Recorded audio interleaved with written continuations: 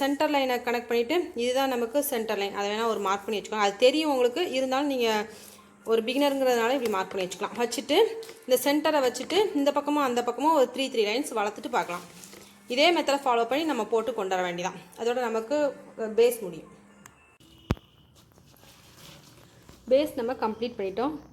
நம்ம ஜாயின் பண்ண line 15 lines இருக்குது பார்த்தீங்களா, அதுலேருந்து இதுதான் சென்டர் லைன். இதை கால்குலேட் பண்ணிவிட்டு இதை நம்ம சென்டர் லைனை வச்சுட்டு அதுக்கடுத்து 1 2 3 4 லைன்ஸ் 3 லைன்ஸ் நான் வளர்க்க சொல்லியிருந்தேன். அது காணாத, அதனால் 4th லைனும் நான் வளர்த்துருக்கேன். 1 2 3 4 லைன்ஸ். அதே மாதிரி இந்த பக்கமும் 1 2 3 4 லைன்ஸ் வளர்த்துருக்கேன்.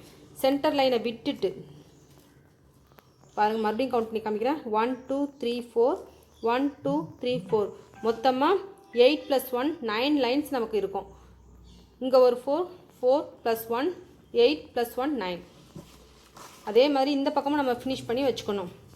1 2 3 4 1 2 3 4 மொத்தம் இங்கேயும் நமக்கு 9 லைன்ஸ் இருக்கணும். 1 2 3 4 5 6 7 8 9 லைன்ஸ் போட்டிருக்கோம். இதுக்கடுத்து நம்ம கார்னர் டர்ன் பண்ண போகிறோம்.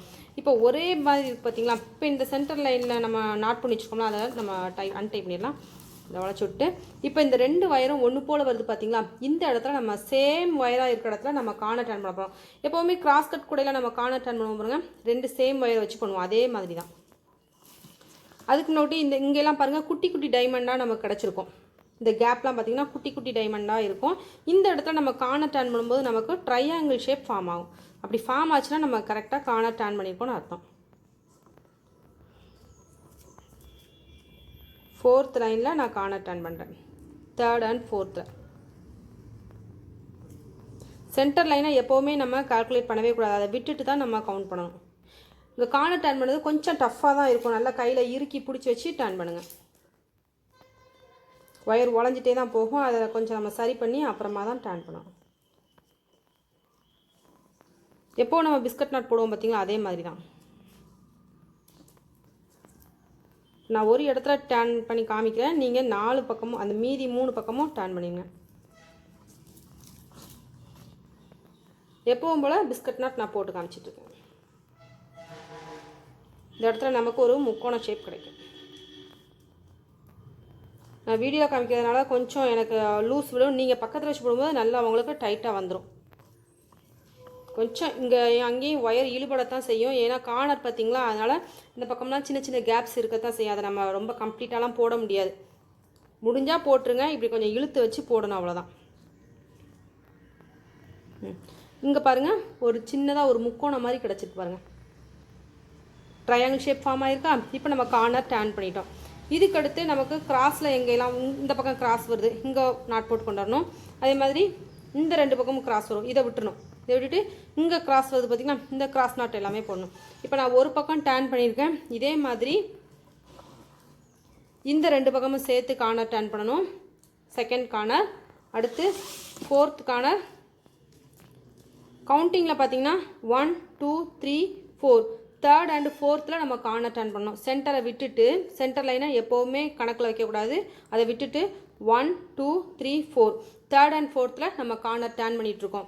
எல்லா பக்கமே 3rd and 4th கரெக்டாக கார்னர் டர்ன் பண்ணுங்கள். இங்கே ஒரு கார்னர் டர்ன் பண்ணணும். அதே மாதிரி இங்கேயும் 1 2 3 4 3rd and 4th corner turn பண்ணணும். இப்படி சேர்த்து வச்சு நம்ம கார்னர் டர்ன் பண்ணணும். டர்ன் பண்ணிவிட்டு அதுக்கப்புறமா வழக்கம் போல் நம்ம எல்லா பக்கமும் போட்டு கொண்டு வர வேண்டியதான். இப்போ நான் செகண்டாக ஒரு கார்னர் டர்ன் பண்ணி காமிக்கிறேன். சேம் ஒயர்ஸில் நம்ம எவ்வளோ பெரிய கூடை போட்டாலும் சரி, நீங்கள் சின்ன கூடையோ பெரிய கூடையோ போட்டிங்கன்னா கார்னர் டர்ன் பண்ணும்போது இந்த மாதிரி தான் பண்ணணும். அடுத்து இந்த ஒயர் இப்படி பிடிச்சிக்கணும். பிடிச்சிட்டு பிஸ்கட் நட் நார்மலாக போடுற மாதிரி தான் போட்டுட்டு இருக்கிறேன். அதில் நமக்கு ஒரு முக்கோண ஷேப் கிடைக்கும். இந்த ட்ரையாங்கிள் கரெக்டாக வந்துச்சுன்னா சேம் ஒயரில் போடும்போது தான் நமக்கு ட்ரையாங்கிள் ஃபார்ம் ஆகும். 4 இடத்துல நம்ம கார்னர் டர்ன் பண்ணதுக்கு அப்புறமா வேறு எங்கேயுமே நமக்கு முக்கோண ஷேப் வரவே கூடாது, ட்ரையாங்கிள் ஷேப் வரவே கூடாது. கரெக்டாக 4 கார்னரில் மட்டும்தான் வரணும். மற்ற இடத்துல பூரா குட்டி குட்டி டைமண்ட்ஸாக தான் நமக்கு வரணும். அப்போ தான் நம்ம கூட கரெக்டாக போட்டுட்ருக்கோன்னு அர்த்தம். சேம் ஒயர்ஸில் போட்டிங்கன்னா தான் இப்படி நமக்கு முக்கோணம் கிடைக்கும். கொஞ்சம் இப்படி ஒயரை நெருக்கி வச்சு பக்கத்தில் வச்சு நீங்கள் போடும்போது உங்களுக்கு கரெக்டாக வந்துடும். நான் கொஞ்சம் தள்ளி வச்சு போடுறேன், அதனால் எனக்கு கொஞ்சம் இப்படி வரும், வித்தியாசம் வரும். இந்த இடத்துல பாருங்கள் ஒரு முக்கோணம் கிடச்சிருக்கா. இப்படி நமக்கு ஒரு ட்ரையாங்கிள் கிடைக்கும். இங்கே ஒரு ட்ரையாங்கிள் கிடச்சிருக்கு, இங்கே ஒரு ட்ரையாங்கிள் கிடச்சிருக்கு. சேம் இங்கேயும் நமக்கு 2 ட்ரையாங்கிள் கிடைக்கும். 4 ட்ரையாங்கிளுக்கு அப்புறம் இந்த ஒயர் இப்படி கிராஸில் இருக்கு பாருங்கள், இந்த 2 கிராஸ் ஒயரையும் சேர்த்து நம்ம நாட் போடணும். இந்த 2 கிராஸ் ஒயர் இப்படியே நம்ம வளர்த்து கொண்டு வர வேண்டியதான். இப்போ நம்ம போட்டுட்டு ஒரு சைடு நான் உங்களுக்கு ஃபில்லப் பண்ணிவிட்டு அடுத்து காமிக்கிறேன் எப்படி வந்திருக்கு அப்படின்ட்டு. கார்னர் திருப்பினதுக்கு அப்புறமா ஒரு 4 லைன்ஸ் நான் வளர்த்துருக்கேன். 1 இங்கே பாருங்கள், 1 2 3 4 லைன்ஸ் வளர்த்துருக்கேன். இதே மாதிரி நமக்கு கிராஸில் எங்கே தான் வயர் சொல்லுதோ அதை வச்சு நம்ம அப்படியே போட்டு கூட முழுக்க ஃபினிஷ் பண்ண வேண்டியதான். நான் கொஞ்சம் தூரம் வளர்த்துட்டு உங்கள்கிட்ட காமிச்சிருக்கேன். இதில் கார்னர் திருப்பிட்டு 1 2 லைன்ஸ் மட்டும் ஸ்டாப் ஆகி நிற்கி. அதுக்கடுத்து அப்படியே நம்ம என்ன செய்கிறோம், கொஞ்சம் கொஞ்சமாக இந்த ரெண்டு வயர் வச்சு போடுறோம் பார்த்தீங்களா, இப்படி போடும்போது நமக்கு ஒரு நாட் க்ரியேட் ஆகும். நான் போட்டு காமிக்கிறேன். இதே போல் கூட முழுக்க நம்ம வளர்த்து அப்படியே கொண்டு போக வேண்டியதான். கிராஸில் வரக்கூடிய வயர்ஸை நம்ம நாட் போட்டோம்னா கூட அப்படியே மேலே வர வளர்ந்துடும். சில பேர் கேட்குறாங்க, கொஞ்சம் தூரம் காமிக்கிறீங்க, அதுக்கடுத்து கூட எப்படி போடுன்னு தெரியல அப்படிங்கிறாங்க. அதுக்காகத்தான் நான் கொஞ்சம் வளர்த்ததுக்கப்புறமாவும் உங்களுக்கு நான் அதை எப்படி வந்திருக்கு அப்படிங்கிறத காமிக்கிறேன். நீங்கள் கூட வளர்க்கும்போது இதே மாதிரி தான் நமக்கு வளர்ந்து வரும். இதை பார்த்துட்டு நீங்கள் அப்படியே தொடர்ந்து நாட் போட்டுகிட்டே இருக்கலாம். ஒரு 4-5 நாட் வர அளவுக்கு வளர்த்து விட்டுட்டு அதுக்கப்புறமா நீங்கள் அப்படியே கண்டினியூவாக சுற்றி போட்டே வரலாம். அது கொஞ்சம் ஈஸியாக இருக்கும். ஒவ்வொரு லைனாக வளர்க்குறத விட இந்த மாதிரி 1 2 3 லைன்ஸாக நம்ம வளர்க்குறது ஈஸியாக இருக்கும். இதில் இன்னும் ஒரு நாட் போட்டோம்னா நமக்கு அதுக்கடுத்து வரக்கூடியதில் 1 2 3 4 லைன்ஸ் வந்துடும். இப்படியே நம்ம என்ன செய்யணும், எல்லா வயர்ஸையும் நாட் போட்டு கொண்டு வரணும்.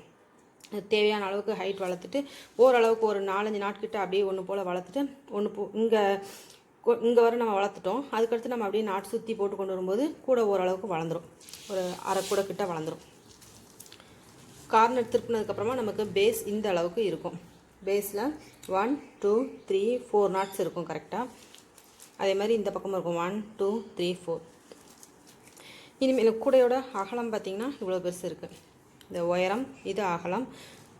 இனிமேல் நம்ம கூடையே தொடர்ந்து அப்படியே வளர்த்துட்டே வர வேண்டியதான். உங்களுக்கு புரிஞ்சிருக்கும்னு நினைக்கிறேன்.